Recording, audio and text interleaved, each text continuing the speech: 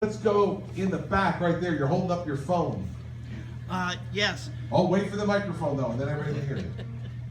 Hi, will the Bernie Sanders plan to break up the Wall Street banks and to tax the profit out of Wall Street due to the American economy and the average American's ability to get credit? And as a governor of New Jersey, what would it do to your constituency, taking away their jobs, their profits, and breaking up the best way to get a paycheck? Yes. He basically gave the answer to the question, right? I mean, it would be awful. Listen, here's the thing. I think this should be a basic tenet of our country. We do not want to elect a socialist president of the United States, okay? Socialism is a discredited political and economic philosophy that belongs on the ash heap of history, and Bernie Sanders is just an old guy left over from that, okay?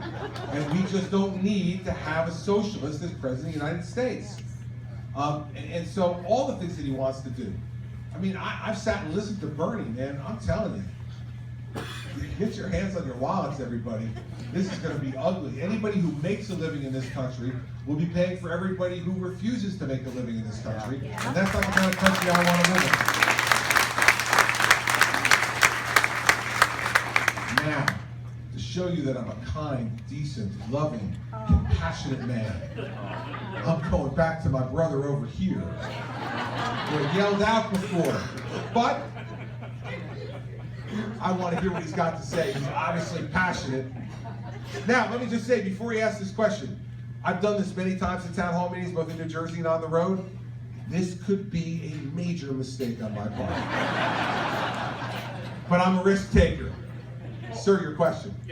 Yes, when you were talking about Social Security and Medicare, about how you're going to cut it, we have a lot of people that are on it right now. Whole bunches of them are here in the audience, from what I can see. They are the ones that I believe that are causing this country to run a big dip.